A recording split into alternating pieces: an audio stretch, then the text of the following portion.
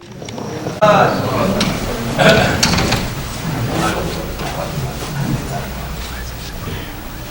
بالله من الشيطان الرجيم بسم الله الرحمن الرحيم الحمد لله رب العالمين الصلاة والسلام على أشرف الأنبياء والمرسلين وعلى آله وصحبه وأهل بيته الطيبين الطاهرين المعصومين أما بعد فقد قال الله تعالى وتباركه في محكم كتابه المبين قوله الحق بسم الله الرحمن الرحيم إنا نحن نزلنا الذكر وإنا له لحافظون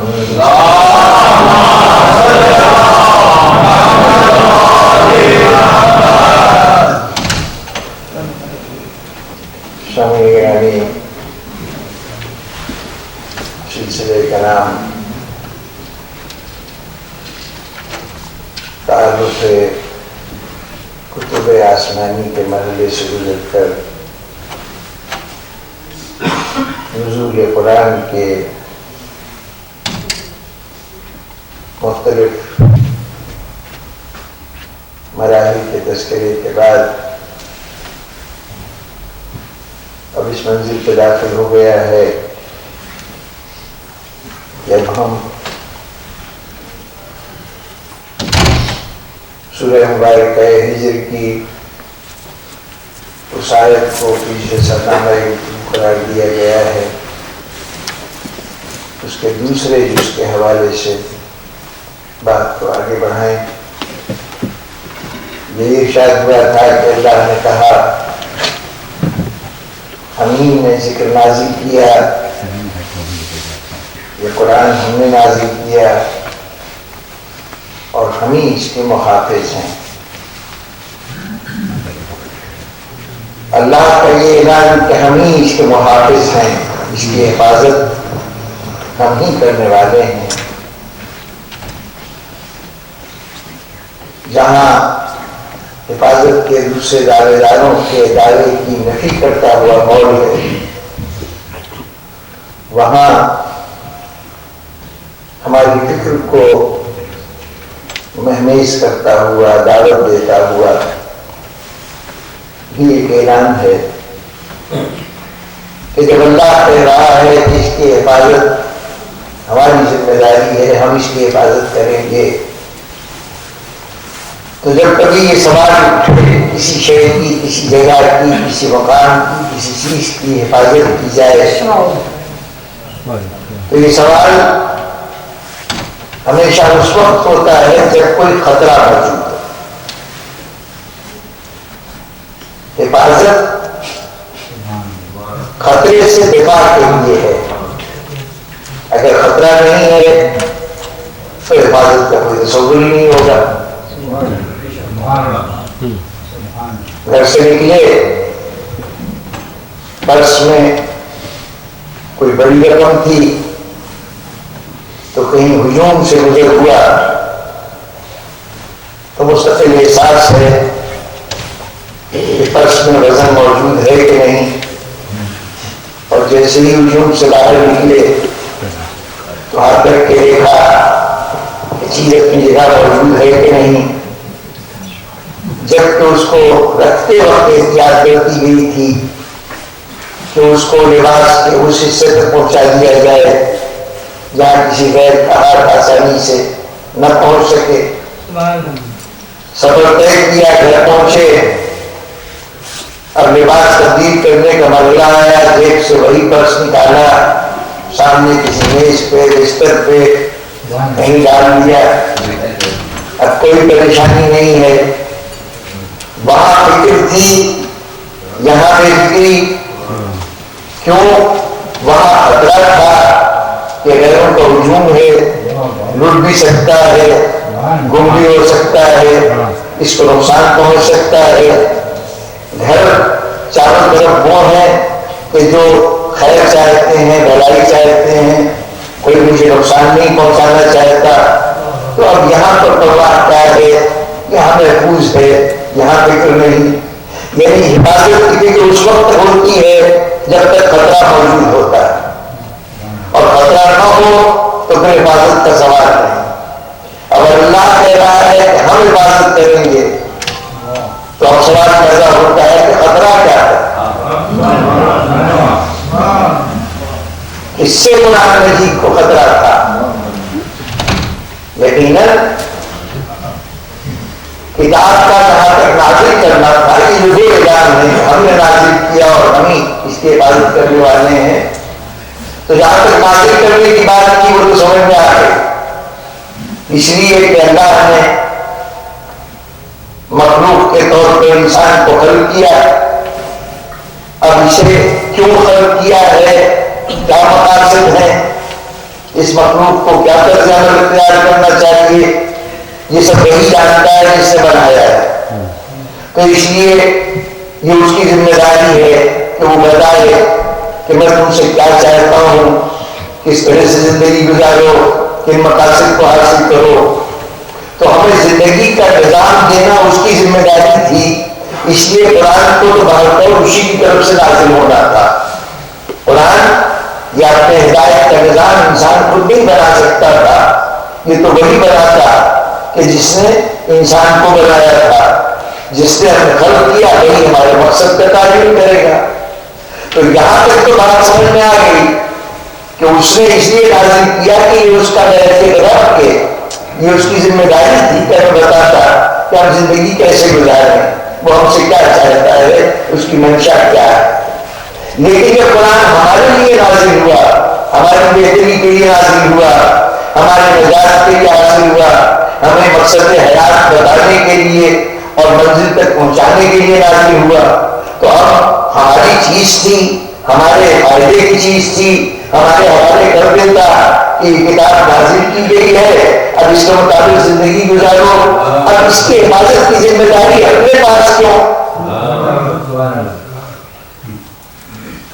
یعنی جو انسان پر بے اعتمادی ہے کہ اس کی نجات کا نسخہ ہے، اس کی بہتری کا سامان ہے، اور اس کو بے گھر حوالے نہیں کیا جا رہا کہ یہ تم رکھو، اب تم جانو، تمہارا کام جانے، ہمارا کام رہنمائی کر دینا تھا، ہدایت دے دینا تھا.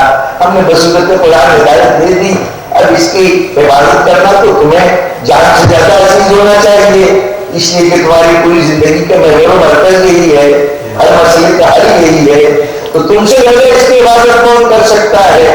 لیکن وہ کہتا ہے نہیں، اس معاملے میں تم میں اپنے فرشتوں پہ بھی اعتماد نہیں کر رہا، میں خود حفاظت کروں گا. آخر کیا وجوہات ہے کہ یہ بات کہی جائے، کس سے خطرہ؟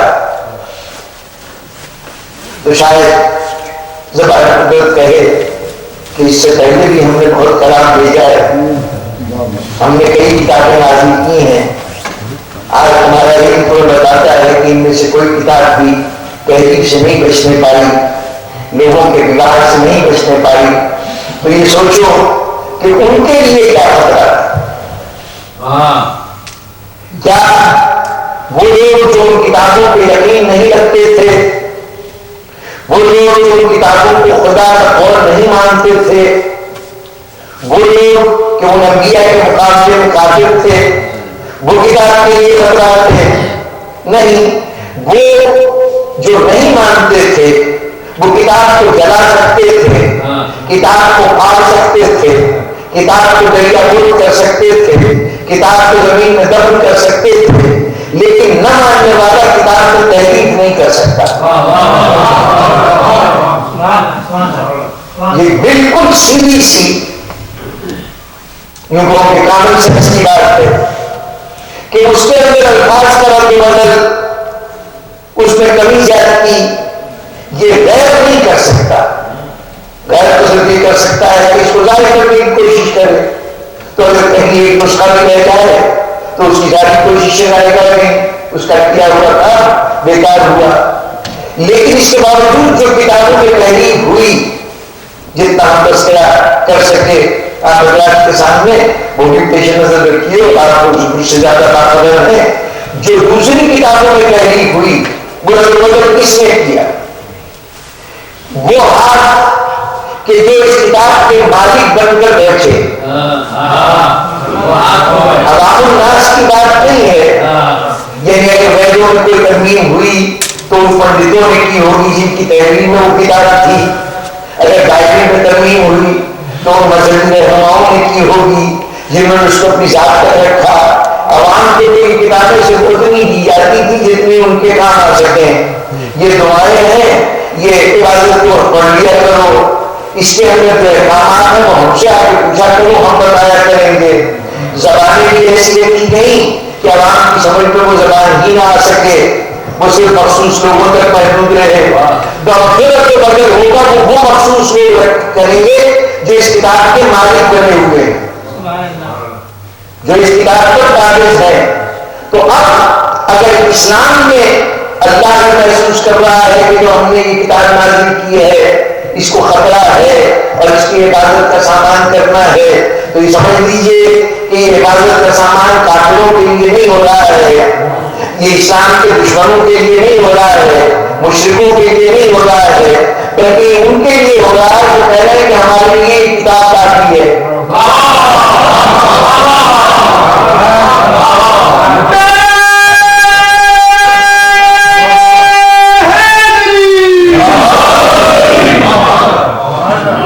اس دعوے سے یہ اٹھے ہیں کہ کتاب ہماری ملکیت ہے اور ہم اس کی حفاظت کریں گے. اب یہ ہمارا کام ہے اس کو اپنے پاس رکھنا، یہ ہماری چیز ہے. اب جو ہماری چیز کہہ کے لے رہے ہیں تو ہم پر دیا بتا رہا ہے کہ دیکھو یہی وہ خطرہ ہے جس کو سدبات کرنے کی ضرورت ہے. اور یہ یاد رہے کہ نظام حفاظت کی قوت کا انحصار خطرے کی قوت میں ہوتا ہے. جتنا بڑا خطرہ ہوگا اتنے مضبوط معافی کی ضرورت ہے. اللہ نے کسی اور پہ بھروسہ نہیں کیا، خطرہ اتنا بڑا تھا کہ اس نے کہا کہ اس کی حفاظت کو میں خود کروں گا. اور آپ بزرگان محترم صورت احوال یہ ہے کہ دنیا یہ کہتی رہے کہ ساتھ قرآن ہم نے حرام نہ ہوتے تو قرآن نہ پڑھ پاتا، یا بڑا شخصیت نہ ہوتی اور اس نے بڑا توجہ نہ کی ہوتی تو یہ قرآن تو ختم ہو گیا تھا. انہوں نے اس قرآن کی حفاظت کروائی. جناب والا آپ دعویٰ کرتے تو دنیا میں کوئی فرق کسی قسم کا دعویٰ کر سکتا ہے. اب اللہ کہہ چکا ہے کہ میں اس کا محافظ ہوں، جب وہ کہہ چکا ہے محافظ ہوں تو ظاہر ہے کہ محفوظ ہے قرآن. جب محفوظ موجود ہے تو اب جس کا بھی چاہے ہے کہ میں نے حفاظت کی یا اس نے حفاظت کی. اب تو دعویٰ آسان ہے، لیکن آپ کے اس دعوے کو دیکھنے کے لیے کم سے کم ہمیں یہ تو دیکھنا ہے کہ آخر آپ کے بازو میں اتنا دم نہیں تھا کہ آپ حفاظت کر سکتے ہیں.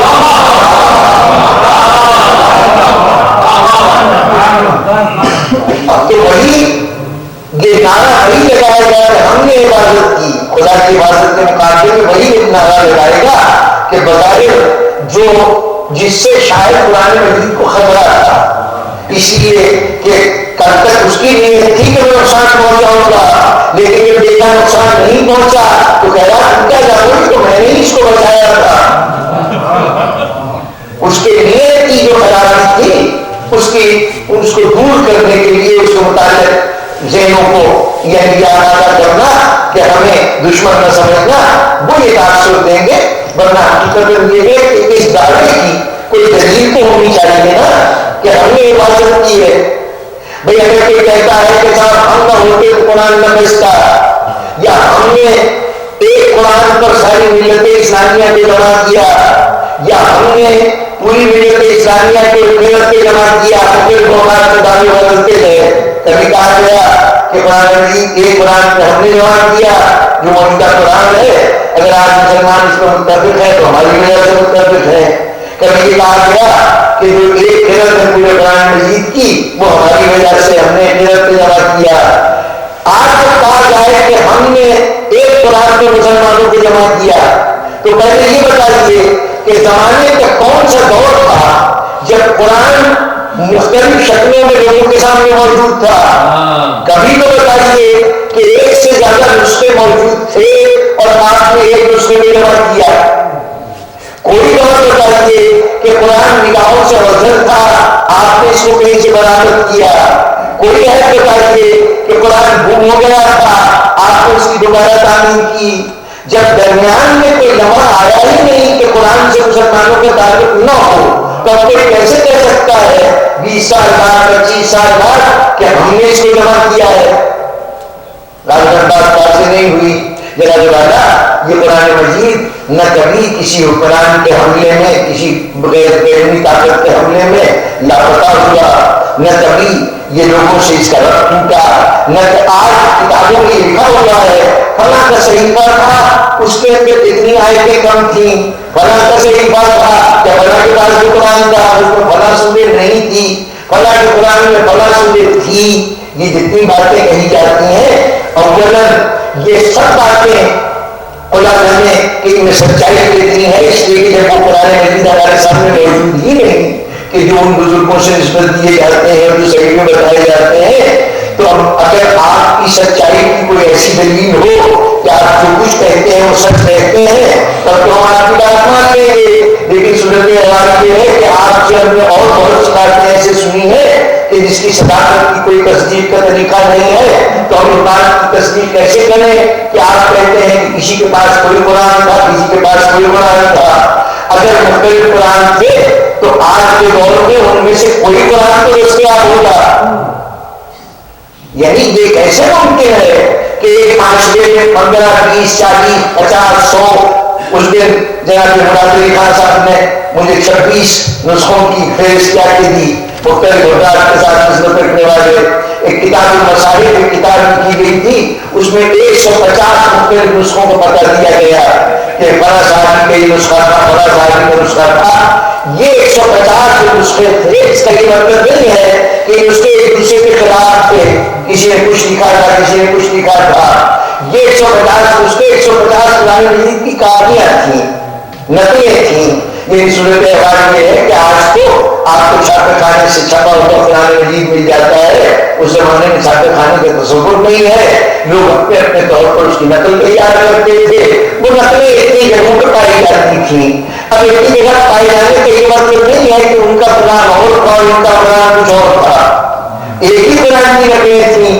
یہ ممکن ہے کہ جیسے آج آپ کو کہیں 5 سورہ ملتا ہے، کہیں 14 سوروں کا ایک مجموعہ ملتا ہے جس میں قرآن مجید سے کچھ انتخاب کر کے کچھ سورے درج کیے ہوتے ہیں۔ اب کوئی کہے کہ صاحب یہ قرآن جو ہے اس کے اندر 114 سورتیں ہیں، بڑا صاحب قرآن کے بعد اس میں 14 سورتیں تھیں۔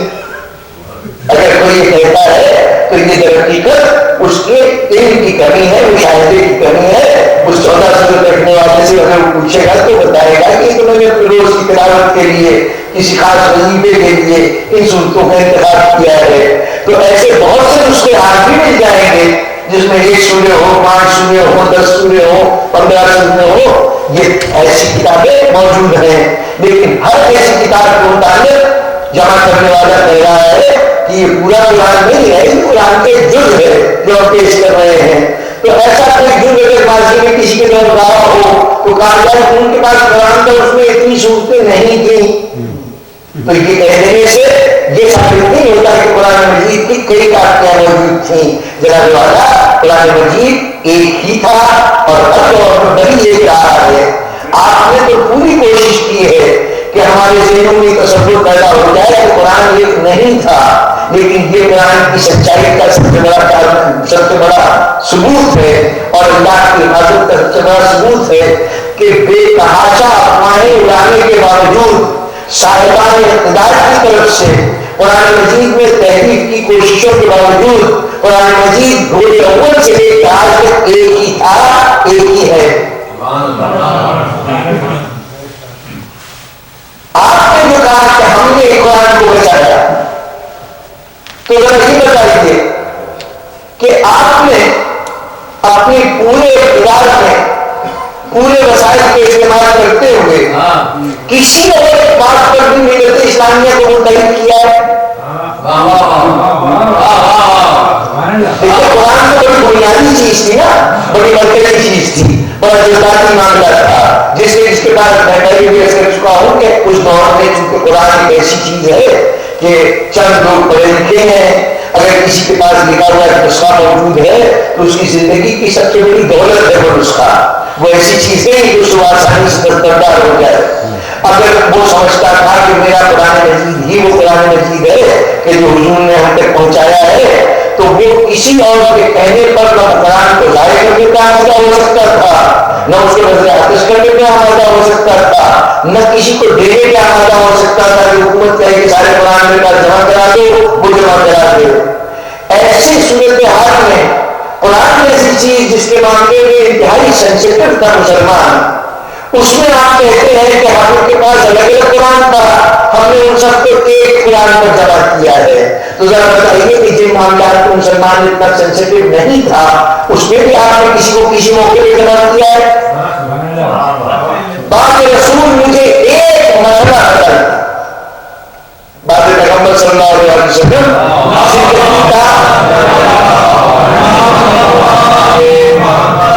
دین کا کوئی ایک مسئلہ بتائیے جس پہ ملت اسلامیہ میں مکمل طور پر کنسنسس ہو. کوئی ایک چیز بتائیے. سب سے پہلے جو مسئلہ پیدا ہوا وہ حکومت کا مسئلہ تھا. تمام مسلمان کم سے کم چاہے کہتے رہے کہ ان کے نام میں سے بڑی دوستی تھی, بڑے تعلقات تھے, سب کچھ کہنے کی کوشش کی جائے, لیکن جب جس جگہ یہ مسئلہ پیدا ہوگا وہیں پہ آپ کہتے ہیں کہ ساتھ ابن عبادہ اور ان کے ساتھ انصاری وہ کہہ رہے تھے کہ ساتھ خلافت ہمیں ملنی چاہیے, اور مہاجرین کہہ رہے تھے کہ خلافت ہمیں ملنی چاہیے. مہاجرین نے خلافت بنا دی تو اختلاف بھی تو بنیاد ہے نا آپ کے خلافت کی. یہاں تو متفق کرتے ہیں دونوں گروہ, لیکن اس ایک چھوٹے سے حجرے میں جس کو سنتیفاق الصاعدہ کہا جاتا ہے اس میں بیٹھے ہوئے چند لوگوں میں بھی اتفاق نہیں ہے اس مسئلے پر. آپ اس مسئلے پر تو پوری ملت کو جمع نہیں کر سکے. ساتھ ابن عبادہ جتنے دن زندہ رہے انہوں نے کبھی بھی اس حکومت کو تسلیم نہیں کیا, ان کی بیعت نہیں کی, حتیٰ کہ وہ کر کے وطن کر کے مدینے سے شام چلے گئے, اور ایک دن شام میں ان کی لاش پائی گئی, کسی کے ہاتھ سے قتل ہوئی, اور دیوار پہ شعر لکھا ہوا تھا جس میں کہا گیا تھا کہ ہم جنات نے اوس و خزرج کے سردار کو ختم کر دیا. یعنی یہ جنات کا کیا کام تھا, یہ سیاسی جنات کے جنہوں نے سیاسی مقابلے کو ختم کیا تھا. لیکن کہیے کہ حکومتی دہشت گردی کا پہلا واقعہ ہے. تو اب جب اتفاق اس مسئلے پہ نہیں ہوا, اچھا کو چھوڑیے, حکومت کا معاملہ تو ایسا ہے کہ اس میں بھائیوں بھائیوں میں اتفاق نہیں ہوتا, باپ بیٹے میں اتفاق نہیں ہوتا, اگر آپ بھی نوٹ پڑے تو کوئی خاص بات نہیں. لیکن یہ جو نماز پڑھتے ہیں, یہ روزہ رکھتے ہیں, یہ حج کرتے ہیں, آج نماز کی کتنی شکلیں ہیں, روزے کی کتنی صورتیں ہیں, حج کی کتنے مناسک الگ الگ ہیں, یہ سب کبھی آپ نے ان میں سے کسی کو متفق کیا ضرور بتائیے. اور یہ صورتحال یہ ہو کہ نماز کے معاملے میں جناب سن 36 ہجری میں 36 ہجرا 11 ہجری میں جناب پیغمبر صلی اللہ علیہ وسلم کا وصال ہوا. 36 ہجرا یعنی حضور کے آنکھ بند ہونے کے کل 25 سال کے بعد 26 سال کے بعد جناب مسجد تیار پہ آئے ہیں. پہلی مرتبہ جمل کی بصرہ کے بعد جو جمل کی لڑائی ہے پہلی لڑائی وہ بصرہ کے بعد ہوئی.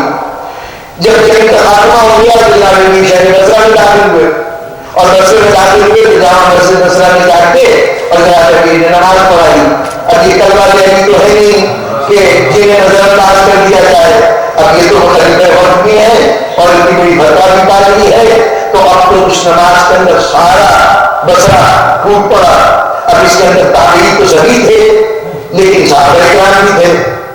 جو صحابہ پیچھے کھڑے ہوئے تھے, علی نے نماز پڑھائی, نماز پڑھ کے مسجد سے باہر نکلے تو ایک دیگر صحابی نے کہا کہ آج 26 سال کے بعد ہمیں وہ نماز پھر یاد آ گئی تو آپ رسول کے پیچھے پڑھتے تھے. یعنی نماز کی شکل ایک بدلی ہے تو میں نے اور آپ نے نہیں بدلی ہے, بلکہ یہ شکل اس 26 سال میں بدل چکی تھی کہ اس سے پہلے رسول کی نماز گزر نہیں آ رہی تھی. دو نمازیں تو ہو گئی نا, ایک وہ 26 سال میں مسلمان پڑھ رہے تھے اور ایک وہ جو رسول کے حق میں پڑھ رہے تھے پڑھا رہے ہیں. اس نماز کو. تو جب نماز کے بنیادی مسئلے پر مسلمانوں کو آپ متفق نہ کر سکتے تو قرآن جیسے نازک مسئلے میں کیسے آپ متفق کر سکتے تھے؟ اور یہ میں نے نماز کی بات خاص طور پر اس لیے کی کہ اور ساری عبادتیں جو ہیں وہ تو ایسی ہیں کہ رمضان کے روزے جو ہیں وہ صرف ایک مہینے میں رکھے جاتے ہیں. نہیں پتہ چلا کہ وجود کا وقت کیا ہوتا تھا افطار کا اور کیا مقبوضہ سحر کا اختلاف ہو گیا. ہر زندگی میں کسی کو ایک دفعہ موقع مل جائے تو بڑی بات ہے, لیکن اگر 2-3 دفعہ نہیں کر گئے تو اس سے زیادہ کیا کریں گے. تو اس میں اگر مناسب پر کوئی اختلاف ہو گیا, نہیں دیکھا کہ رسول نے تو زندگی میں ایک حج کیا تھا تو اسے ایک حج میں نہیں دیکھ پائے کہ مناسب کیا تھے, طریقہ کیا تھا, دھوکہ کھا گئے ہوں گے. لیکن نماز کی صورت میں آپ یہ ہے کہ جتنی 5 وقت کی نمازیں 5 وقت کی نمازیں اور وہ بھی پیچھے کھڑے ہو کے نہیں, گجرے میں نہیں, گاڑی ہلا میں نہیں, بلکہ سب سے آگے کھڑے ہو کے رسول پڑھا رہے ہیں, سب سے آگے کھڑے ہو کے پڑھا رہے ہیں. اگر مکے کی نمازوں کو چھوڑ دیجئے, 13 سال کی نمازوں کو نکال دیجئے, 10 سال مدینے کے قیام میں 17 رکعتیں روزانہ کی باقی نمازوں کی بات کر رہا ہوں, اس کے بعد جو بھی اگر دیے صرف باقی نمازوں میں 17 رکعتیں, اگر ان 17 رکعتوں کو 10 سال میں پھیلائیں گے تو ہماری اور 72,000 رکعتیں پڑھی گئی ہیں. 72,000 مرتبہ رسول نے نماز پڑھ کے بتائی کہ نماز ایسے میں پڑھتا ہوں. یہ کہہ کے تو آئے کہ دیکھو تمہیں نماز پڑھنے کے لیے کیسے نماز پڑھو, جیسے تمہیں پڑھتا دیکھو. یہ بھی متوجہ بھی کر رہے ہیں کہ مجھے دیکھتے جاؤ میں کیا کر رہا ہوں. اب ایسی صورت میں مسلمانوں کی کیفیت یہ ہو کہ کوئی باریک مسئلہ نہیں, یہ مسئلہ نہیں ہے کہ اردو کیا پڑھتے تھے, یہ نہیں بحث کہ قیام میں کیا ہوتا تھا اور رکوع میں کیا ہوتا تھا. ایک ایسی چیز جس کے لیے نہ علم کی ضرورت ہے نہ کسی غیر معمولی عقل کی ضرورت ہے, بس آپ اتنی صلاحیت رکھتی ہو, کمزور بھی ہو لیکن اتنی صلاحیت رکھتی ہو کہ لوگوں کے ہاتھ پیر دیکھ سکتی ہو.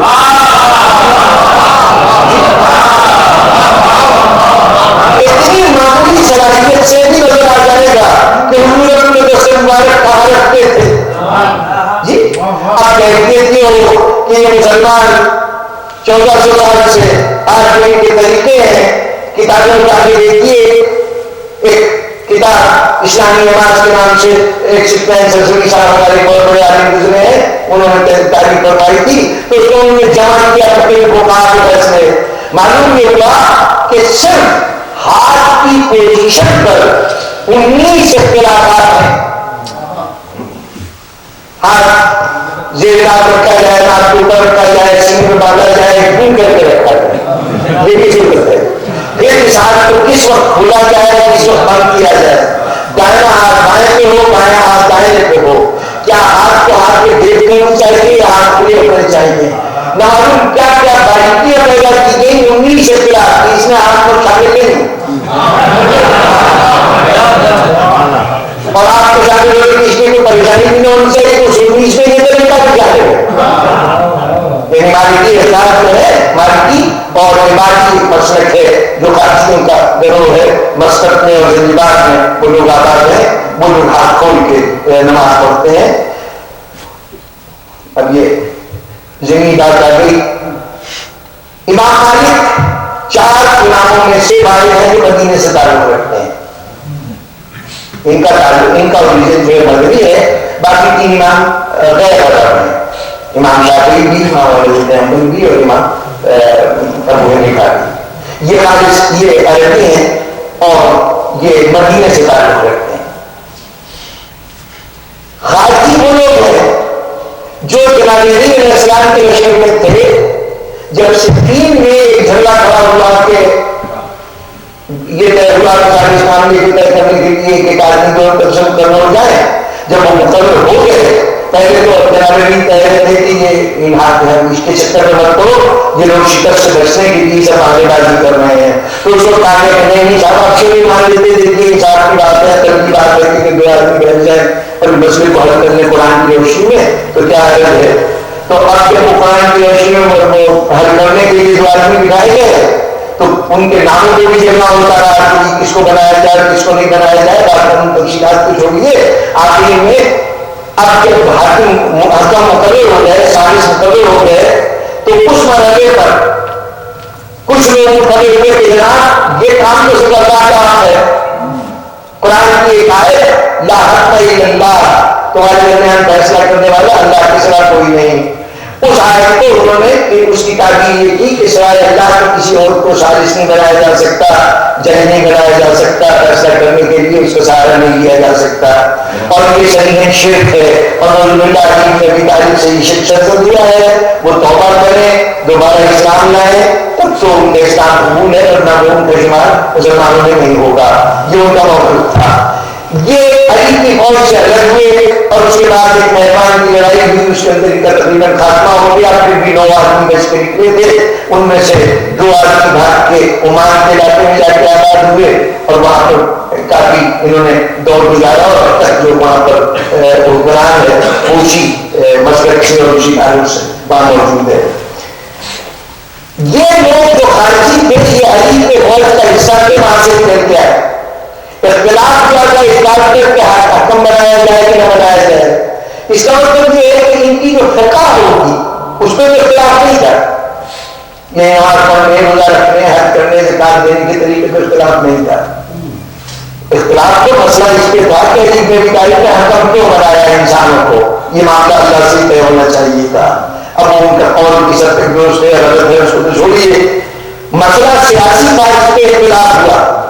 فقہ کے اعتبار سے اسی فقہ پر عمل کر رہے ہوں گے کہ جو علی بن ابی طالب کے رشتے میں رائج تھی, وہ آج بھی ہاتھ جوڑ کے نماز پڑھتے ہیں.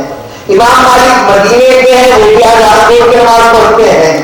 علی کا تعلق بھی مدینے سے, امام مالک کا بھی تعلق مدینے سے, رسول کی ذات گرامی کا تعلق بھی مدینے سے. اس کا مطلب یہ ہے کہ جو مدینے والے کر رہے ہیں کام جس پہ متفق ہے, وہی طریقہ رسول کا طریقہ ہوگا.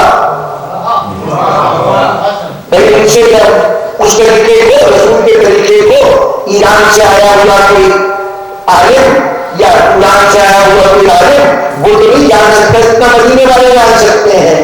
مدینے کے دونوں لوگ, علی کی فوج کے لوگ عقیدے کے اعتبار سے ان کا عقیدہ کچھ اور امام مالک کا عقیدہ کچھ اور, لیکن عمل میں جب دونوں مل گئے تو اس کا مطلب دونوں کا سورس آف انفارمیشن ایک ہے. جہاں سے انہوں نے ہاتھ پھیرنے کا طریقہ سیکھا ہے وہ مرکز ایک ہے, اور وہ مرکز آپ کی رسالت ہے. تو اس کا مطلب یہ ہے کہ جو لوگ رسول سے قریب ہیں, رسول کے شہر سے قریب ہیں, رسول کے طور طریقوں سے قریب ہیں, ان کے نزدیک ہاتھ کھولنا درست ہے. باقی جتنے طریقے ہیں وہ آپ کی اپنی ایجاد ہیں. لیکن یہ ضمنی بات تھی. میں تو مسئلہ یہ کر رہا ہوں کہ نماز کے معاملے میں جب 19 طریقے صرف اتنی سی معمولی بات پر کہ ہاتھ کی پوزیشن کیا ہو, تو اب آپ کہہ رہے ہیں کہ ہم نے قرآن کو لوگوں کو جمع کر دیا. اس بات پہ تو آپ قوم کو جمع نہ کر سکے, قرآن میں کیا جمع کریں گے؟ اور کون سی بات ہے کہ جس پر جمع کیا جائے؟ نماز, روزہ, حج, زکات, ان میں سے کسی چیز پہ جمع نہ ہو سکے مسلمان. چلیے قرآن کو اللہ نے کہا کہ میں محافظ ہوں, اس کو میں بچاؤں گا. ایک چیز اور تھی جس سے آپ کو دین حاصل کرنا تھا, دین کے رسول کے ذریعہ تھا, اور پھر سنت رسول. سنت رسول کہاں تھی؟ ان احادیث میں کہ جو جس میں بتایا گیا کہ حضور کیا کرتے رہے ہیں, ان احادیث کی پوزیشن بتا کے فرما لیجیے. ایک کتاب کا تو اللہ نے ذمہ دیا کہ اس کے بعد میں دوں گا, لیکن جو دوسرا سورس انہیں نافذ کر دیا گیا تھا وہ سنت رسول تھی. بتا دیا گیا کہ رسول کو کوئی دے اس کو دے دو, جس کو چھوڑ دے وہ چھوڑ دو, جس سے روک دے اسے رک جاؤ. یہ رسول کا ارشاد بھی بتا دیا گیا, یہ رسول کی پوزیشن بھی بتا دی گئی کہ جو ان کی اتباع کرے گا وہی میرا دین ہو سکتا ہے, وہی میری محبت کا مرکز ہو سکتا ہے. اتباع رسول بھی واجب, رسول کے دیے ہوئے کو دینا بھی واجب, رسول جس سے روکے اسے رک جانا بھی واجب. تو گویا اللہ نے یہ طے کر کے رسول جو دے اس کو دے دو, تمہاری ذمہ داری کرا دی تھی کہ حدیث کو تمہیں دے رہے ہیں رسول, اس کی حفاظت کر دو, اس کی صورت حالات کے سامنے ہے. کیا ہوگا حدیث کے ساتھ؟ کوئی بڑے دنوں کی بات نہیں, دیکھیے یہ جو آج کتنی بہت سی بحثیں ہوتی ہیں، بنا حدیث کمزور ہے، بنا ضعیف ہے، بنا ایسی ہے، بنا ویسی ہے، اس میں میرا آپ کا قصور نہیں ہے. یہ آج کی بیچاری نسل جو ہے اس کا کوئی تعلق نہیں ہے نہ حدیث کی شکلوں کو بگاڑنے سے. یہ کون کر رہا تھا؟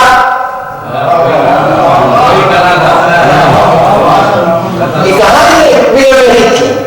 بھائی اگر آج بیٹھوں اور سارا ذریعہ حدیث سامنے آئے اور اس کو بھی محسوس ہو کہ جناب اس میں کچھ حدیثیں پیاری شامل ہو گئی ہیں، تو میں درمیان کے لوگوں کو بلا بلا کہوں گا کہ جن لوگوں نے ہم تک پہنچائی ان میں غلطیاں ہوتی نہیں ہیں.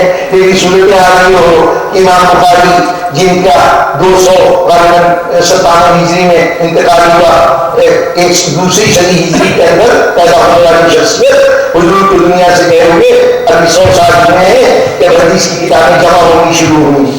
100 سال ہوئے ہیں. کیا مطلب ہے 100 سال ہونے کا مطلب یہ ہے کہ اس دوران میں ابھی ایک آدھ صحابی تو ایسے ہیں جیسے حضرت جابر بن عبداللہ انصاری جیسی شخصیتیں جو 85 ہجری تک زندہ رہے.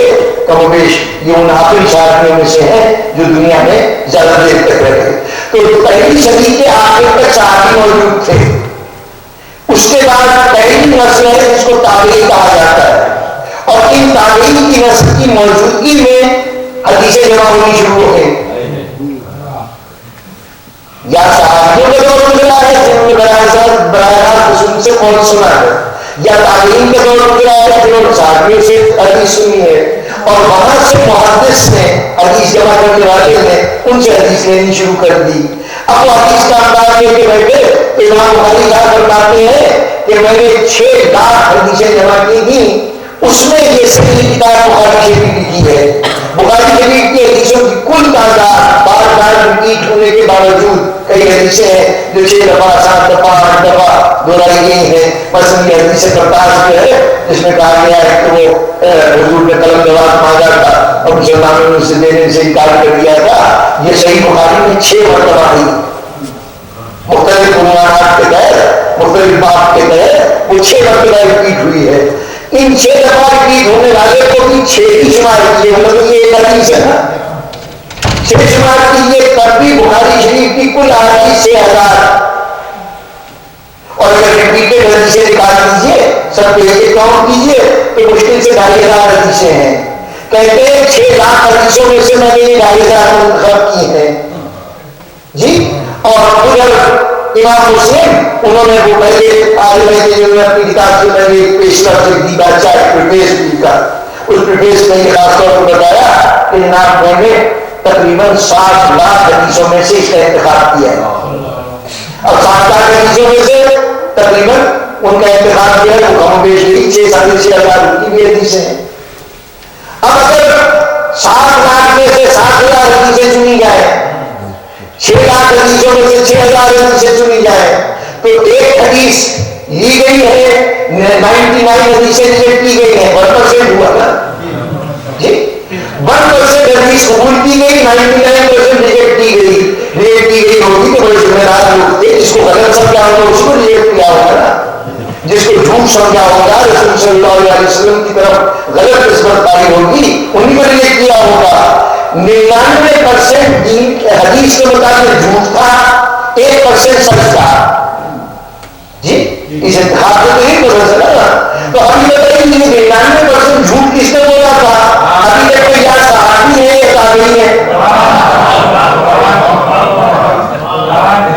ابھی تو بنیادی سوچ سے تھے نا. ابھی میرے جیسے گنہگار نہیں آئے. ابھی یہ راضی بیچ میں شامل نہیں ہوئے کہ آپ کے پیسے کو کرتا ہے. اب تو بڑا آسان دیکھتے ہیں کہ یہ کتاب راضیوں نے اس کے لیے شامل کر دیا ہوگا.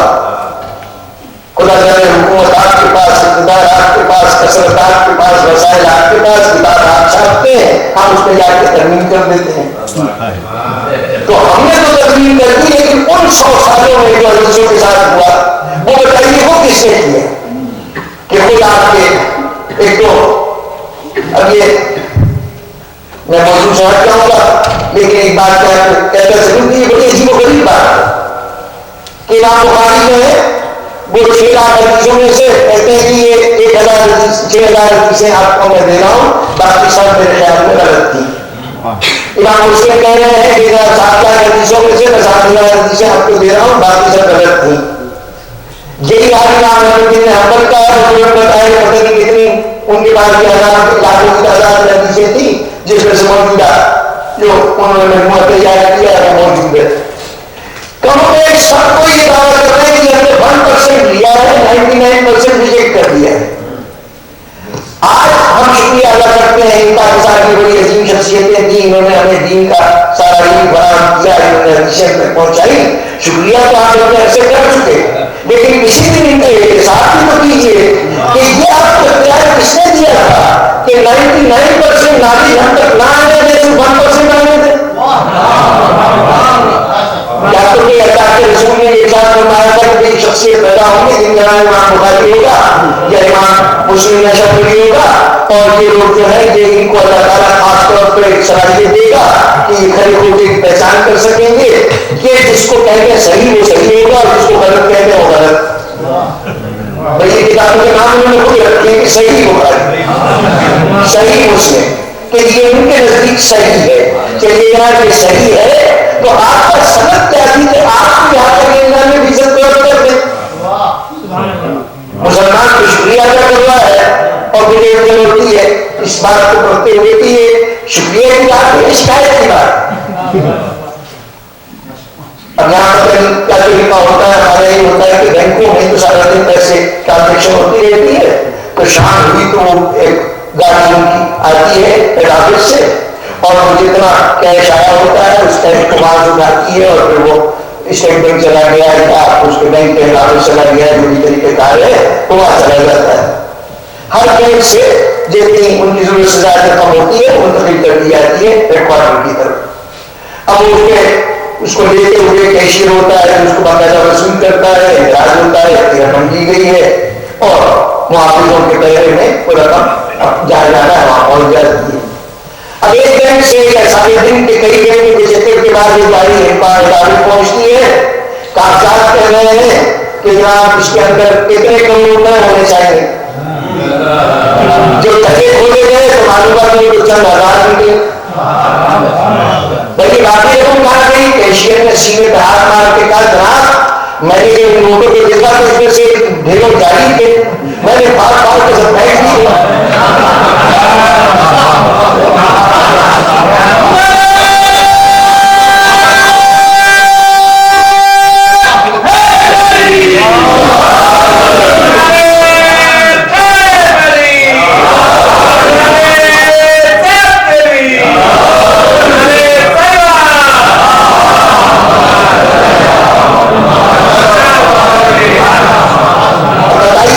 خیالچی کو آپ میجرمنٹ اور خیالت میں جرمانہ کا منتخب کرا دیں گے یا تعریف کریں گے ماشاءاللہ تو بڑے اچھے آدمی گے کہ تم نے کھڑی رقم یہاں پہنچائی ہے یا نوٹ نہیں آنے دی. یہ تو اس دور کی نسل کو ان حضرات کے غریبانوں کا ہاتھ ڈالنا چاہیے کہ اگر تم تک اتنا کچھ رسول کی طرف سے پہنچا تھا تو تم ہمیں منتقل کر دیتے. آخر شیعوں نے بھی تو کیا ہے، ہمارے یہاں کوئی صحیح نہیں ہے، سن لیجیے ہمارے یہاں کوئی صحیح نہیں ہے. کبھی آپ کے سامنے کوئی چاہتا ہے اصول کافی میں لکھا ہے، آپ کہیں جی بالکل لکھا ہوگا، اس کا مطلب تھوڑی کہ ہم مان لیں. ہمارے علماء رات دن یہی کام کرتے رہتے ہیں. ہمارے یہاں اشتہار کی منزل تک پہنچنے کے لیے ضروری ہے کہ ہر مستحد یہ جانتا ہو کہ کھڑے کھوٹے کی پہچان کے لیے کون کون سے اصول ہیں، وہ یہ جانتا ہے کہ کون سا راوی ان میں سے ایسا ہے کہ جس کی بات قبول کی جائے، جس کی بات کو رد کیا جائے، اور وہ الگ الگ اپنے طور پر ہر حدیث کا تجزیہ کرتا ہے اور اس کے بعد پھر جو حدیث اس کے نزدیک صحیح ہوتی ہے اس کو بنیاد بناتا ہے اپنے فیصلے کی. یہ عمل آج بھی ہوتا ہے. راوی جو تھے پہلے 200 سال جو روایت کر رہے تھے، رجال جو جتنے وہ تمام افراد کی انہوں نے روایتیں کی ہیں وہ 200 سال کے اندر ہو گئے. فلاں نے فلاں سے سنا، اس نے فلاں سے سنا، اس نے فلاں سے سنا، ہوتے ہوتے فلاں نے معصوم سے سنا یا زبان رسالت سے سنا. ان راویوں کا ہو اس سے ان کو کہتے ہیں ان رجال. یہ رجال جو ہے چونکہ ابتدا میں لوگ ہو گئے تو اس کے بعد جلدی ان کے اوپر تحقیق کر لی گئی اور کتابیں لکھ دی گئی. اب بظاہر ہے ان کتابوں کی بنیاد پر ہی رجالت کا فیصلہ ہوتا ہے کہ کون سچا ہے کون جھوٹا ہے، کس کی بات مانی جائے کس کی بات نہ مانی جائے۔ اب بظاہر رجالت کے اوپر کام کرنے کی اب گنجائش نہیں ہے، بہت کام ہو چکا، لیکن ہمارے یہاں یہ کام اتنا زندہ کام ہے کہ جناب ابو قاسم الخوئی ہمارے اس دورما میں سے ابھی چند سال پہلے 89 میں ان کا مجھے یاد ہے 89 میں ان کا انتقال ہوا ہے۔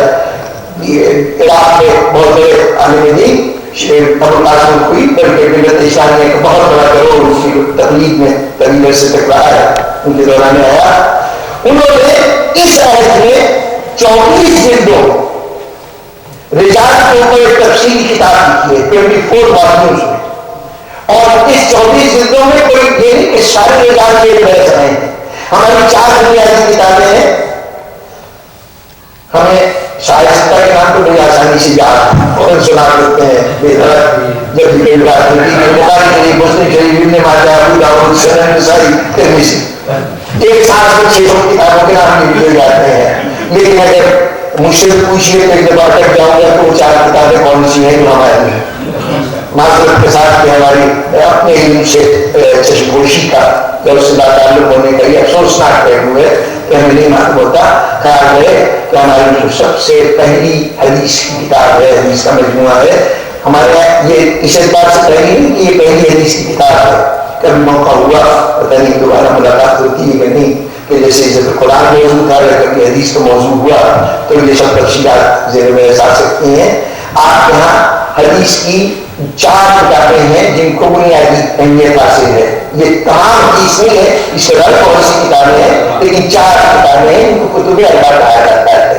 درحقیقت ائمہ معصومین کے زندگی میں ہمارے یہاں 6000 کتابیں لکھی جا چکی تھی جس کے اندر مختلف نوعیت کی احادیث مربوط نہیں تھی۔ امام کے اصحاب نے 6000 کتابیں لکھی ہیں دوران حیات معصومین۔ ان 6000 کتابوں میں سے 400 کتابوں کا انتخاب ہوا جو خالصتاً احادیث کے مجموعے تھے، ان کو اصول اربعہ کہتے ہیں، یعنی 400 اصول جڑ، 400 بنیادی کتابیں، اصل کہتے ہیں جڑ کو، اصول جمع اصل کی یعنی جڑ ہے۔ ہمارے یہاں صحیح نہیں ہوتا، ہمارے یہاں اصل ہوتی ہے کہ جناب یہ کچھ حدیثیں مجھے مل سکتی ہیں، یہ آپ کے ٹیبل پہ پیش ہے، اب اتنا آپ تحقیق کرتے رہیے کہ اس میں صحیح کیا ہے غلط کیا ہے۔ اس فرد واحد کی ذمہ داری نہیں ہے کہ وہ آپ کے لیے صحیح اور غلط کا فیصلہ کر کے جائے، اس لیے کہ جیسے آپ غیر معصوم ہے ویسے وہ غیر معصوم، اس کے لیے وہ فیصلے کو حتمی نہیں کہا جا سکتا۔ اب اگر وہ فیصلہ کر کے غلطی سے کچھ صحیح حدیثوں کو نظر انداز کر دے، اس کو کاٹ دے، اب تک نہ پہنچنے دے، تو وہ اسلام وہ علم کے راستے کی رکاوٹ بن گیا کہ اس کے حد تک منتقل نہیں ہونے دیا۔ لیکن ہمارے یہاں تو یہ اہتمام کہ حدیثیں ہمارے یہاں منتقل ہو جائیں۔ پہلی کتاب رسول کافی شیخ محمد بن یعقوب الکلینی اس کے موقع پر، دوسری کتاب ملا الفقی شیخ صدوق علیہ الرحمہ، ان کا نام محمد بن علی بن بابر امی تھا، انہوں نے اس کتاب کو ترتیب دیا۔ تیسرا کتاب، تیسری اور چوتھی کتاب ایک ہی فرد واحد میں جمع کرتا ہے، ایک کتاب کا نام استبصار ہے، ایک کا نام تہذیب الاحکام ہے۔ یہ دونوں کتابیں شیخ طوسی شیخ طائفہ کہلاتے ہیں، یہ بھی محمد بن جعفر ان کا نام تھا، انہوں نے اس کتاب کو ان 2 کتابوں کو جمع کیا ہے۔ یہ 4 بنیادی حدیث کی کتابیں ہیں۔ 60 کی 6000 حدیثیں، 6 کتابیں ہمارے بھائیوں نے کیا کی، ان کے حدیثوں کا مجموعہ مشکل سے 15 سے 17 ہزار بنتا ہے، اس میں ریپیٹڈ شامل کرتے ان کا مجموعہ یہی 16-17 ہزار کے قریب بنتا ہے۔ اس کے مقابلے میں جناب یعقوب الکلینی کی اصول کافی اکیلی 16,199 حدیثیں، 16,199 حدیثیں صرف اصول کافی میں، اور جو 4 کتابوں کی حدیثیں جمع کیجیے تو ان کی تعداد تقریباً 50,000 بنتی ہے۔ آپ کی 6 کتابوں کا مجموعہ مشکل سے 17-18 ہزار حدیث ہے۔ ہمارے 4 کتابوں میں جو حدیث ہے وہ 50,000 حدیث ہے۔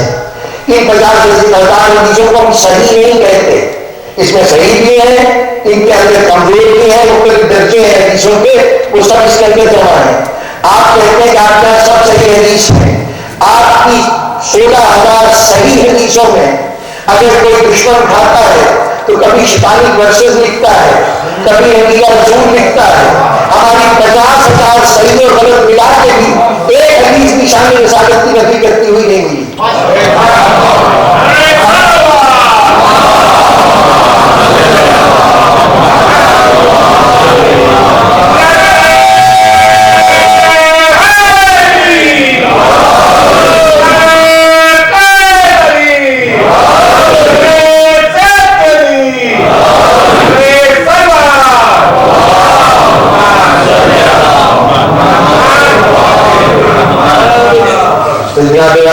کس چیز پر جمع کر سکے آپ قوم کو؟ کسی دور میں کسی مسئلے پر آپ کی یہ صلاحیت ہی نہیں تھی، یہ ممکن ہی نہیں تھا کہ آپ کی ملت اسلامیہ کو ایک موقع پہ جمع کرتے، نہ کہ قرآن کو آپ جمع کریں۔ یہ تو چونکہ اللہ نے حفاظت کا اہتمام کر دیا تھا، اس حفاظت کے تحت قرآن قائم ہے، تو اب جس کا بھی چاہے سیراب نظر مانتا پھر اللہ تو آپ کی جواب میں نہیں کہے گا۔ اس نے ایک دفعہ اعلان کر دیا کہ میں نے حفاظت کی ہے، مجھے بار بار آ کے کہنے کی ضرورت نہیں ہے کہ تم جھوٹ بول رہے ہو، میں نے کی ہے، یہ تم آپس میں لڑتے رہو، وہ ان چیزوں سے بہت بار آتا ہے۔ لیکن تمہارے دعوے کی دلیل کے لیے کم سے کم، چونکہ یہاں دعویٰ ایک ایسی شخصیت کر رہی ہے، وہ ذات کر رہی ہے کہ اگر وہ کہہ دے تو اس کے بعد ہم گنجائش نہیں رہ جاتی تو ہم اس کی بات غلط کر سکیں۔ جب وہ کہہ رہا ہے کہ ہم نے حفاظت کی ہے تو اس صورت میں آپ کا دعویٰ ایسے ہی کمزور ہو جاتا ہے۔ لیکن اگر پھر بھی آپ دعویٰ کرتے ہیں تو ثبوت کے لیے یہ تو بتائیے کہ آپ نے کانفیڈنس کی تھی، کبھی کسی چیز پر ملت اسلامیہ کو جمع کر سکے ہوں تو ہم یہاں جمع کروا لیں، بلکہ جس کے ذمہ قرآن کے جمع کرنے کی بات کی جاتی ہے اس کی شخصیت میں ایسی تھی کہ وہ اپنے حکومت پر اپنی پارٹی کو جمع نہ رکھ سکا۔ جن لوگوں نے بنایا تھا انہوں نے اختلاف کیا اور انہوں نے کہا کہ آپ نہیں مانتے تو وہ قرآن پر ساری ملت کو جمع کر دے گا۔ جناب والا، یہ ملت جو قرآن مجید پر اجتماع ہے، ملت اسلامیہ کا روز اول سے لے کے آج تک اجتماع ہے، یہ اس داخلی نظام کا نتیجہ ہے جو اللہ نے قرآن کے اندر رکھا تھا۔ یہ قرآن، اس کے الفاظ کی بھی اللہ نے حفاظت کا انتظام کیا، اس کے معنی کی بھی حفاظت کا انتظام کیا۔ الفاظ کی حفاظت کا نظام یہ تھا کہ الفاظ کو اتنا عام کر دیا جائے کہ بالکل سوچ ہی نہ سکے کہ اس کے اندر ترمیم و تحریف ہو سکتی ہے۔ میں نے توجہ دلائی تھی کہ یہ حیران کن بات ہے، دنیا میں ہر چیز کی پیمائش کے لیے ایک اسٹینڈرڈ ہوتا ہے، اس سے آپ ناپ کے بتاتے ہیں کہ یہ چیز صحیح ہے یا غلط ہے، مقدار درست ہے یا غلط ہے۔ قرآن دنیا کی وہ عجیب و غریب چیز ہے کہ کہیں پڑھا جا رہا ہو، کہیں لکھا جا رہا ہو، ایک زبر پیش کی بھی غلطی ہو جائے، زبر زیر میں بھی کوتاہی ہو جائے تو فوراً دنیا کہتے گی یہ غلط لکھا گیا ہے۔ لیکن اس چیز سے کمپیریزن کر کے کہہ رہے ہو، جس چیز سے کمپیریزن کر کے کہہ رہے ہو اس سے کہیں وجود نہیں ہے، کہیں کسی جگہ کوئی اسٹینڈرڈ قرآن نہیں رکھا ہوا کہ جناب پاس جا کے میچ کر لیجیے آپ کا یہ کمی ہے۔ یہ اللہ نے اس قرآن کو اتنا عام کر دیا کہ یہ اس کے اسٹینڈرڈ کو یونیورسل کر دیا کہ اب اس کے لیے کسی خاص جگہ جانے کی ضرورت نہیں ہے، جہاں بھی قرآن میں غلطی کی جائے گی دنیا نشاندہی کر دے گی۔ یقیناً اس کا مطلب ہے کہ کہیں صحیح قرآن موجود ہے، کہیں وہ قرآن موجود ہے کہ جس سے کمپیریٹلی فیصلہ ہو رہا ہے، کہاں موجود ہے ہمیں جگہ نہیں معلوم۔ اگر محافظ کا پتا ہوتا کہ کہاں ہے تو ہم بتاتے ہوئے قرآن کہاں ہے، لیکن یہ پتا ہے کہ کہیں موجود ہے کہ جس کے ذریعے اثر دنیا میں جہاں غلطی ہوتی ہے وہاں کہہ دیا جاتا ہے کہ یہ غلطی ہو گئی ہے۔ یہیں سے ہمیں پتہ چلتا ہے اس محافظ کے موجود ہونے کا۔ لیکن یہ بڑی عجیب بات نہیں ہے کہ گزشتہ 1200 سال میں ڈھیروں آدمیوں نے دعوت کے لیے ہم مہدی ہیں، ہم مہدی ہیں، ایک ہم نے نہیں، مسلمانوں کے سارے فرقوں نے اس کو دیکھا گیا کہ جھوٹ بولتا ہے، بے غیرت کا جھوٹ بولتا ہے. بھائی یہ تم کیسے کہہ رہے ہو؟ کہہ رہا ہے کہ میں ہوں، کس بات کیوں غلط کر رہے ہو؟ کیا تم نے نہیں کو دیکھا ہے؟ پہچانتے ہو جو کہہ رہے ہو کہ یہ جھوٹا ہے؟ بغیر پہچانے اس کو جھوٹا جو کہہ رہے ہو، اس کا مطلب یہ ہے کہ تم مانو یا نہ مانو، زبان سے کہو یا نہ کہو، کہیں اصل میں ایسی موجود بھی ہے اور تمہیں اس کا یقین بھی.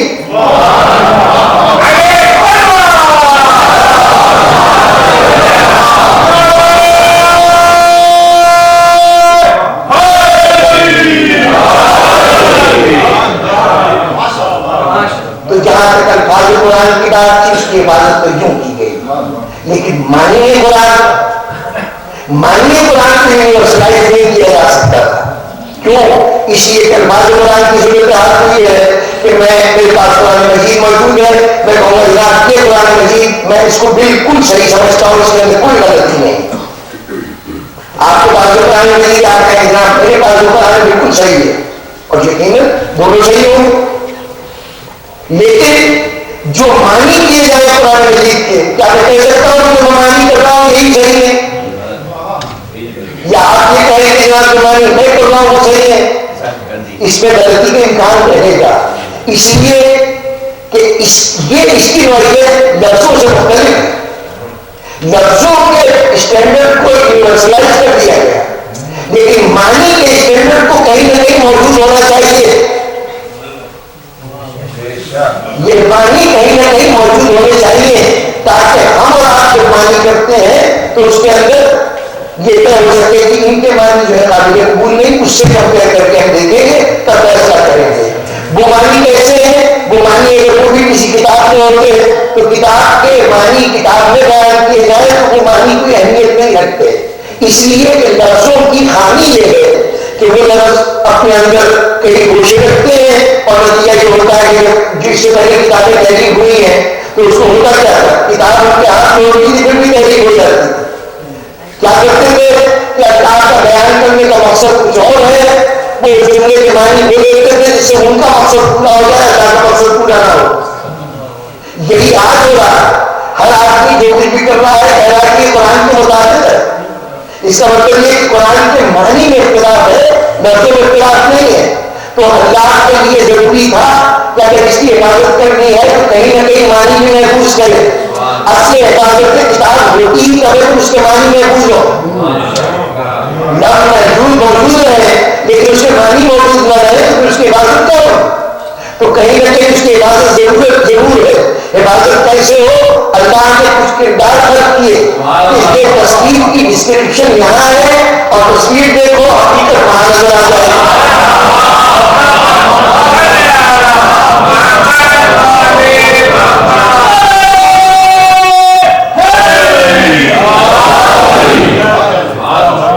اور جنہوں نے نعرہ لگایا ہے کہ ہمارے لیے اللہ کی کتاب کافی ہے، وہ سمجھے تھے کہ شاید الفاظ کو لے جائے تو کافی ہو جاتی ہے.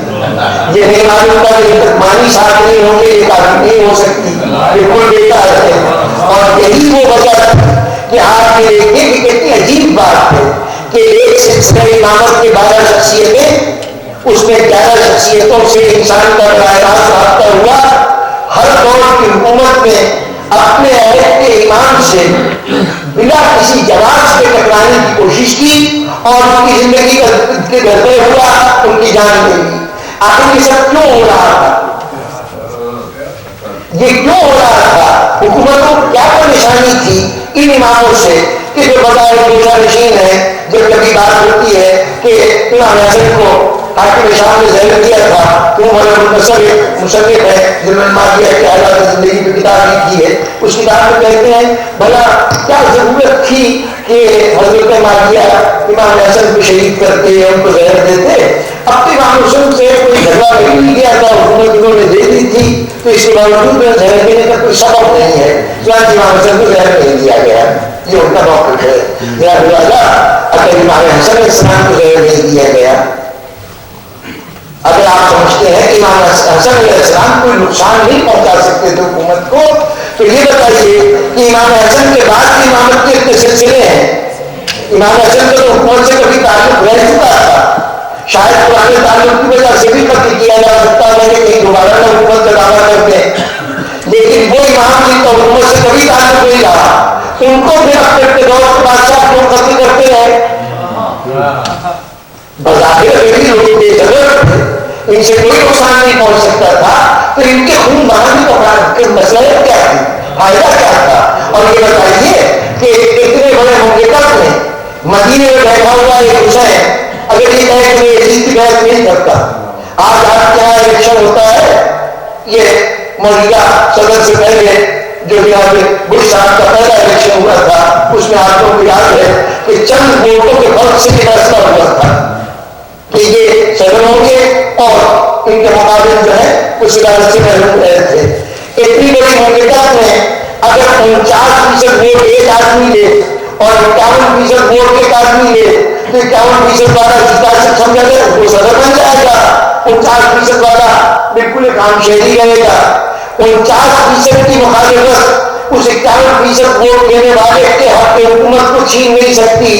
ایک حسین اگر بیعت نہ کرے، پوری دنیا اسلام یزید کی بیعت کر لے، تو اب ایسی صورت میں حسین کی بیعت نہ کرنے سے یزید کو فرق کیا پڑتا ہے؟ غور کیجیے کہ اتنی بڑی مملکت میں حسین نے بیعت نہیں کی، اب اگر کوئی کہہ نہیں صاحب کو حسین کی بیعت آپ کہہ رہے ہیں نہیں، بہت سے لوگوں نے وہ کی ہوگی، آپ صحابہ تھے اتنے لوگ تھے، اللہ کی ایسی بات نہ ہوتی تو تاریخ میں یہ جملہ رہا تھا کہ سوائے تین آدمیوں نے یزید کی بیعت نہیں کی، ایک عبداللہ ابن عمر، ایک عبداللہ ابن زبیر اور ایک امام حسین۔ عبداللہ ابن عمر نے دوبارہ بیعت کر لی، عبداللہ ابن زبیر نے حکومت بنا لی تھی مکے کے اندر، امام حسین اسلام پر بنا بھی شہید ہو گئے تھے۔ تینوں کی تحقیق ہے، تینوں کی بیعت نہ کرنے کے اسباب الگ الگ ہیں۔ بات اور جب یہ کہا جاتا ہے کہ ان تین نے بیعت نہیں کی تھی، یہ کہنا کہ تین نے بیعت نہیں کی تھی اس بات کی دلیل ہے کہ باقی سب نے بیعت کر لی تھی جی۔ تو ایسی صورت میں کہ اتنی بڑی سلطنت 22 صوبے یزید کی حکومت میں تھے اور ہر صوبے کی صورت آتی ہے کہ آج وہ ایک یا دو ملک بنا ہوا، اتنی بڑی سلطنت تھی، تقریباً دنیا کا 1/6 حصہ اس کے اقتدار میں تھا۔ اس میں اگر ایک حسین کہتا ہے کہ تجھے بادشاہ نہیں مانتا یا تیری بیعت نہیں کرتا، کوئی حسین بغاوت نہیں کر رہا ہے، فوج نہیں جمع کر رہا ہے، لشکر نہیں جمع کر رہا ہے، مدینے میں رہتے ہوئے وہ کہہ رہا ہے میں بیعت نہیں کرتا، اس بیعت نہ کرنے سے اس کو فرق کیا پڑتا ہے؟ فرق یہی پڑتا ہے کہ وہ چاہتا تھا کہ اگر نئے بیعت کر لے گا تو اس کا مطلب ماننے قرآن میرے قبضے میں آ جائیں گے، اب جس کو میں حلال کہوں گا وہ حلال ہوگا، جس کو میں حرام کہوں گا حرام ہوگا۔ اور جب تک یہ معنی الگ رہے میں کچھ کہتا نہ ہوں، دنیا ان سے مطلب پوچھے کہ میری کوئی حیثیت نہیں ہوگی۔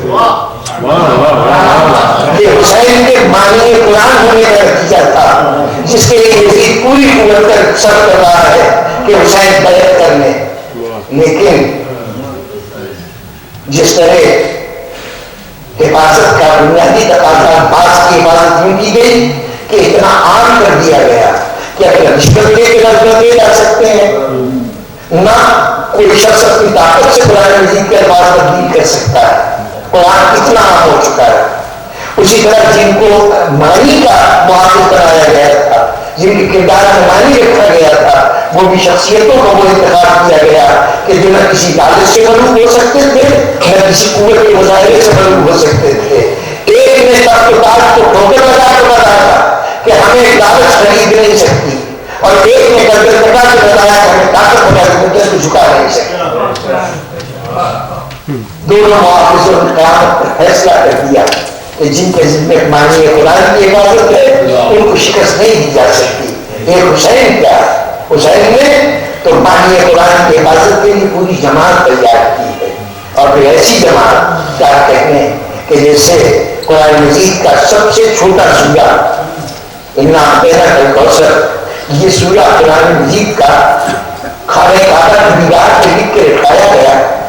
کچھ عرصے کے لیے وہاں ہوتا یہ تھا کہ بڑے بڑے شعراء جب اپنے قصیدے لکھتے تھے تو وہ لے آ کے خانہ کعبہ میں لٹکا دیا کرتے تھے۔ وہاں پر اگر ان سے بلند آیا قصیدہ آ جائے تو اس قصیدے کو اتار دیا جاتا تھا اور وہ قصیدہ رہ جاتا تھا۔ سبا مولقات عربی زبان عربی لٹریچر کا ایک اور بات سمجھایا ہے کہ وہ قصیدے جو وہاں پر اپروو ہو گئے کہ یہ بہت ہی اعلیٰ آیت ہیں، جہاں یہ قصیدے منظور ہو رہے تھے وہاں کسی نے نہ کہنا کہ کوثر کی سورہ 3 آیتوں میں مشتمل ہے بسم اللہ کے علاوہ. یہ سورہ ذکر ہے. صاحبان نظر آئے، صاحبان علم آئے، انہوں نے کہا کہ ماں کلام بشر، یہ بشر کا کلام نہیں ہو سکتا. 3 سورے اس کی اتنی عظیم ہے کہ دنیا اسے پہچان جاتی ہے کہ یہ انسان کا کلام نہیں ہے، یہ اللہ کا کلام ہے. جو معنی قرآن تھا اس کے بعد بھی جتنی آیتیں تھیں، جتنی صورتیں تھیں، یہ بحث نہیں تھی کہ بڑی کون سی ہے چھوٹی کون سی ہے. جو تھا وہ معنی قرآن ہونے کی دلیل تھا. ارے وہ جو 6 مہینے کا تھا، جس کے یہاں کوئی سال نہیں تھے، کوئی دلیل مدت کی نہیں تھی، اور 6 مہینے میں اتنی غیر معمولی شخصیت، پورا کربلا ایک طرف، تنہا علی اصغر ایک طرف، حسین کی ساری شہادتیں ایک طرف اور علی اصغر کی شہادت ایک طرف. صداقت حسین کی اس سے بڑی دلیل کوئی نہیں. جتنی بڑی دلیل علی اصغر کی صورت میں پیش کی. آگے حسین کے خیموں میں چلے، ہم نہیں جا سکتے، مجال نہیں ہے. ابھی عباس کا پہرا ہے، کس کی مجال ہے حسین کے خیموں میں قدم رکھ سکے. ہاں اگر دل میں احساس ہو، شعور انسانیت کی نگرانی میں پروان چڑھا ہو، تو پھر تصور کو شاید اجازت مل جائے اور مداخل ہو سکے اور وہاں ہونے والے مناظر کو دیکھ سکے. تو آئیے عالم تصور میں دیکھیے، حسین کے خیموں میں الگ الگ خیموں میں چراغ چل رہے ہیں، بیویاں بیٹھی ہوئی ہیں، ان کے سامنے ان کے بچے بیٹھے ہوئے ہیں. جس خیمے میں جائے گی عجیب منظر نظر آئے گا. کوئی ماں یہ کہتی نظر آئے گی، بیٹا دیکھو میں غیر خاندان کی ہوں، میری عزت میرے ہاتھ میں ہے. لوگ کہے گا حسین کا بیٹا تو کمزوری نہ دکھاتا، یہ ماں خون کا اثر ہے. کوئی کہہ رہا ہے بیٹا دیکھو کل دنیا نہ کہے، تم نہ کہنا کہ تم جب پوتے ہو، علی کے نواسے ہو. مزہ تو جب ہے کہ میدان میں جاؤ دنیا پکارتے کہ جعفر طیار کے فرزند ایسے ہوتے ہیں، علی کے نواسے کس طرح جہاد کر. ایک ماں اپنے بچے کو تیار کر رہی ہے. یہ مناظر حسین دیکھتے جا رہے ہیں، یہ عشق کے مناظر ہیں، قرآن کو دنیا تک پہنچانے کے مناظر ہیں. چلتے چلتے حسین خیمے میں پہنچے. ایک جھولا ہے، ایک بیوی جھولے کے کھانے بھی ہے اور جان پتا ہو رہی ہے. حسین آئے، ربا کیا ہوا؟ بچہ دنیا سے گزر گیا، کیا ختم ہو گیا؟ نہیں مولا ابھی زندہ ہے، سانس آ رہی ہے، لیکن مولا مجھے اندازہ ہے کہ یہی کہتے رہی تو آج نہیں کل تک دم نکل جائے گا، اور اگر بچ گیا تو آپ ہی بتاتے ہیں کہ ہم لوگ کے ہاتھ باندھ دیے جائیں گے، ہمیں ان کو سراج کر کے نظر پلایا جائے گا. تو اس خبر گیری کون کرے گا؟ کہیں چلتے چلتے بورڈ سے گرے گا، ختم ہو جائے گا. وہ کس بات پہ بولا میں جانتی ہوں کہ مر تو جائے گا، ختم تو ہو جائے گا. کاش یہ اس قابل ہوتا کہ اس کو میدان میں بھیج سکتے، میدان میں جہاد میں بھی شہید ہوتا. کم از کم میں سخرود ہو جاتی. بات آئے سیدہ میں کہ میں نے بھی آیا تھا بالکل قربانی پیش کی ہے. تو حسین نے ایک ہاتھ رکھے جھولے، جیسے کبھی قرآن کی قسم کھانی ہے قرآن کا ہاتھ رکھا جاتا ہے. اور اس انداز سے حسین نے جھولے کا ہاتھ رکھا، کھڑے ہو گئے. کہا مجھے میں تیرے سامنے اللہ کی طرف اللہ کو گواہ بنا کے وعدہ کرتا ہوں کہ اگر کل تیرے ہسبند کو اکبر نہ بنا دیا تو یہ حسین کر کے دیا. اس شہید کی عظمت کیسے قدر گئی. ہمارے ایک بہت اچھے کے داخل گزرے ہیں، اللہ سید علماء اللہ کی صاحب بیٹا رتن صاحب کے نام سے معلوم ہے. وہ ایک جملہ کہا کرتے تھے، اپنے اسی مسائل کے ذہن میں بیان کیا کرتے تھے کہ جب حسین مدینے سے نکلے تو ان کی فوج میں ایک علی اکبر تھا، ایک علی اصغر. کربلا کے میدان میں پہنچے تو ایک علی اکبر تھا، ایک علی اصغر تھا. شام غنیمہ آئی، شام شب عاشور آئی تو ایک علی اکبر تھا، ایک علی اصغر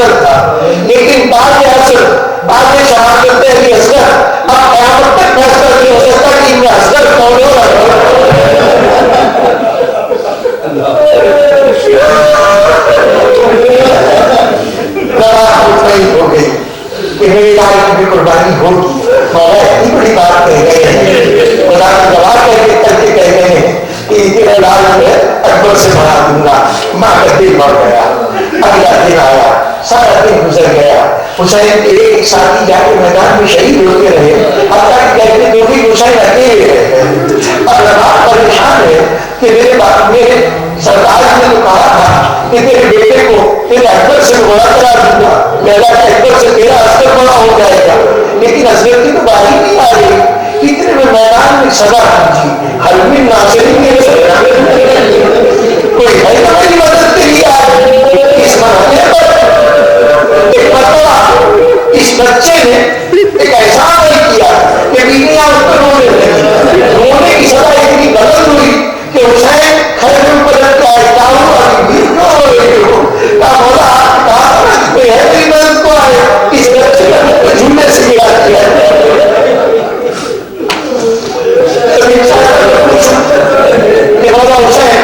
इस बच्चे की शहादत की खबर तो आप रात ही दे चुके हैं, किसी भी मैदान में शहीद होना था, तो अब तक आप इंतजार क्या कर रहे हैं?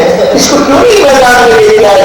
तो हुसैन कहेंगे देखो मेरा पैमाना ये है कि मैदान में जो गया है मैंने पहले दुनिया वालों के सामने उससे इकरार कराया है कि वो अपनी मर्जी से जा रहा है, किसी जगह के तहत नहीं जा रहा है। अब ऐसा ना हो कि मेरी सबसे बड़ी कुर्बानी लोग समझे कि हुसैन उठा के ले आए थे, बच्चे को तीर लग गया। नहीं, ये बच्चा भी उसी तरह मैदान में अपनी मर्जी से आ रहा है जिसे ये एक बार अब हुसैन उठा के अस्तर खुले के आए मैदान में। और समय निगरानी वो मंजर बड़ा अजीब था जब मौला ने आपने वो याद किया है, जब नवाते हैं ना इमाम ने आपको याद किया और खुशियों को अपने मुल्कों को याद किया है। ये कौन सा एक उनमें से मौका दिए जब एक सब लेके आए हैं, पानी का सवाल किया है तो उसमें हजरत इमाम कहते हैं कि शिव काट बोलते और देखते वो बच्चे के लिए पानी मांगता और लोग हंस हंस के मेरा मजाक उड़ा रहे। ये हुसैन नहीं है, हुसैन के हाथों में इंसानियत की शर्फ है, इंसानियत की बुराई है, जिसका नाम अली असगर है। दुनिया के सामने हुसैन अली असगर को लेकर खड़े हैं कि कोई है जो इसकी प्यार हो जाए। देखिए बुनियादी जरूरत का सवाल है, एक बच्चे के लिए पानी की तलब है। इंसानियत की कोई भी किस्म हो, इस सवाल के जवाब उसका लफ्ज़ क्या होना चाहिए था? पानी पिला देना पहला बच्चा था, न पिला के मुंह फेर के चले जाते, ये भी शतावत होती। लेकिन तारीख में अजीब बातें हुआ कि हुसैन बच्चे को लेकर खड़े हुए बजाय पानी के कमान से तीर चला। परेशानी मोहतरम बात को बहुत मुख्तसर कर दिया, वरना ये जिस तरह कहने से रुखसत हुआ था वो भी कोई मामूली नजर नहीं था। हुसैन लेके चले एक मतलब आप लेकर जा रहे हैं, जरा कहने के लिए मुझे बच्चे को देकर दीजिए। क्यों बात का तुम्हारा दिल नहीं चाहता, मैदान में नहीं भेजना चाहती और क्यों नहीं भेजना चाहती? मैं तो आपसे इंतजार की बारी आती है, लेकिन जरा एक बार मेरे लिए दे दीजिए। हुसैन ने सुकून किया, रबाब देती गई, खैमे के कोने में जाकर बैठ गई। कुछ देर तक कुछ होता रहा, उसके बाद जो वापस आई तो जैसे की शक्ल बदली हुई थी। कमर में मार करता हुआ था, मौला ये अभी तो होता है, मैदान में जाए तो सिपाही घर पे जाए। हुसैन की सपोर्ट किया, हुसैन ने खम्बे से निकलने लगे। एक बार फिर आई, मौला मुझे इजाजत दो अपने बच्चे से कुछ बातें करूं। एक बार झुकी अली असगर के कान में और आप कहना शुरू किया अली असगर बेटे मुझे मालूम कर थोड़ी देर के बाद अभी तुझे तीर लगेगा तो दुनिया से अक्सर हो जाएगा, लेकिन बेटे अगर तीर खा के तू एक मरतबा रो पड़ा तो दुनिया कहेगी कि हुसैन का बेटा तो करोड़ा ये बात के दूर क्या से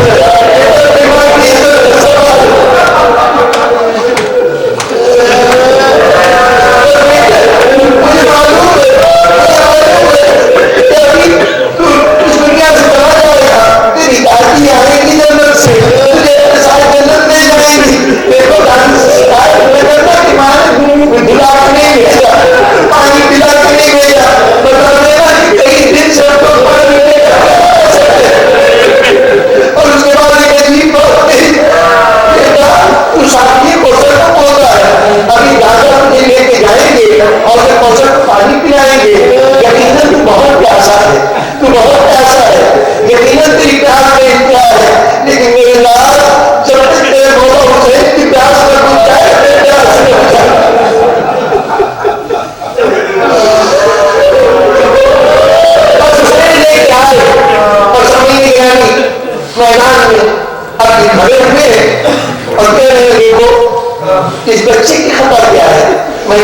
किया है तुम्हारी गाँव में, इसका तो कोई कसूर नहीं, अगर मुझ पे एतबार नहीं तो मैं इसको जमीन पे लिटा देता हूँ, उसको पानी मिला सबका प्रेम डालो। और उसके बाद बाकी लोग यकीन नहीं कर रहे अली असगर जरा मेरे कौन की गवाही में दो, अली असगर ने हुक्म पे जवाब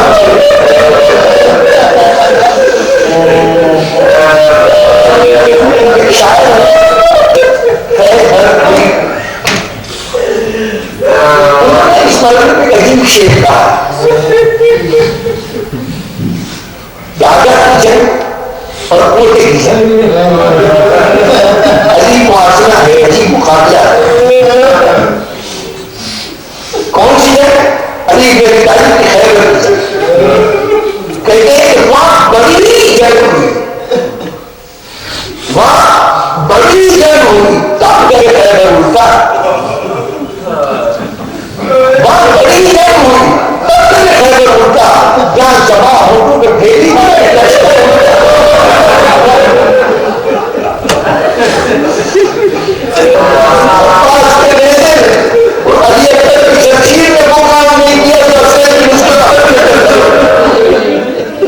उस वक्त भी बहुत बता पाए और कयामत तक यजीदियत पे बता पाए। क्या हुआ? उसे अली असगर के हुक्म में जमान भेजी, उधर की उमर के साथ मुखातिब हुआ हुजरा से कि हुसैन के कलाम को खता करके उनकी बात को नामुकम्मल रहने दे। उसने कमान को तीर जोड़ा, माना वही अंदाज था, कमान से तीर चलाना चाहता था, कैसा कमान नीचे दोबारा चलाना चाहता था, फिर कमान नीचे रख दी।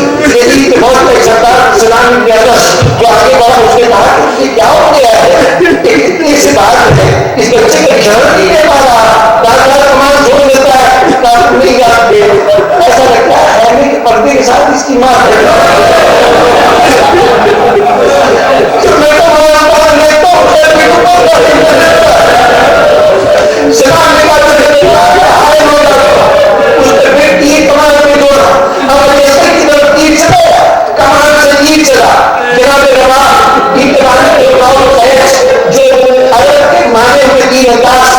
उन्होंने बेटी को भी तीर चलाना सिखाया था, खुद भी बड़ी अच्छी तीर अंदाज थे। गले खैमा में खड़ी हुई, आजकल उसने तीर को देखा, एक मतलब खबरदार हो गया, अरे मुझे लेता रहा तीर हुसैन के सीने में बस इतना कहना था कि हुसैन की गोद में होगा और गर्दन को आगे कर दिया, तीर गर्दन में पैदा हुआ, अली असगर ने पलट के खैमे की तरफ देखा, अब तो राजी है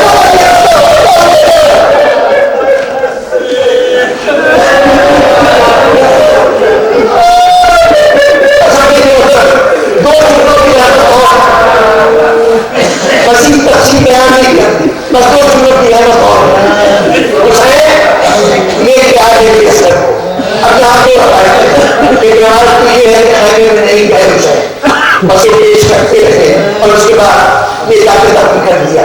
लेकिन एक दूसरी बात और मेरे नजदीक को ज्यादा कभी न तैयार, इसलिए कि जब लैला आती है कभी लाश देख सकती है, जब जैन और मोहम्मद की लाश देख सकती है तो बात का मर्तबा कम नहीं है। हुसैन बारात की लाश बारात तक दिखाएंगे, ये बात मुमकिन नहीं। दूसरी रवायत के पास ये है कि इमाम हुसैन अलैहिस्सलाम खैमे में आए, बारात सामने खड़ी थी, उसने हुसैन का चेहरा देखा, मेरी असगर को देखा, एक मतलब हुसैन ने हाथ आगे बढ़ाया, अली असगर के मां की गोद में ले लिया और गोद में लेके तीन लफ्जों पर मुश्तमिल मरसिया कहा और वो कहते तीन लफ्ज ये कहा था तेरी उनके बच्चे की किसी बात किसी उनके बच्चे की किसी बात हुसैन को हाथ दे ये तेरे से कोई इसलिए नहीं किया है कि इसके ऊपर तुम आंसू बहा, आप साथ एक काम है। जब आपको साथ लिए हुसैन निकले, खैमे के पीछे गए, आप जब बताया कमर से निकाली और जमीन में बैठ गए, अली असगर माँ की गोद में, शायद दुनिया में ही पहला वाक़या होगा कि बहुत कम खोलने वाले कमर खुदी, अली असगर कमर को हुसैन ने निकाला, ऊपर खराब डाली, यारा मोहम्मद को जब जवाब मुझसे होने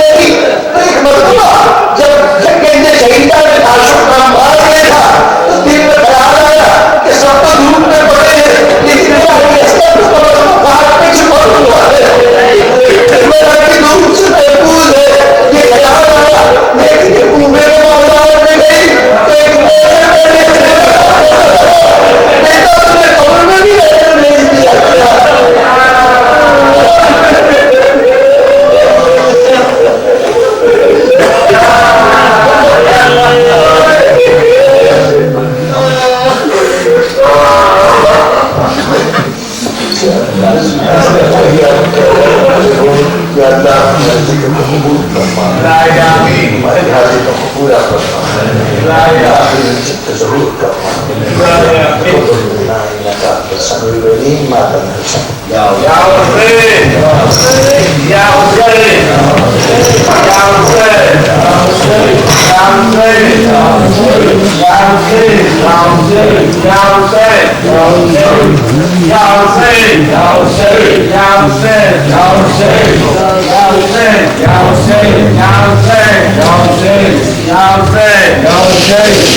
say.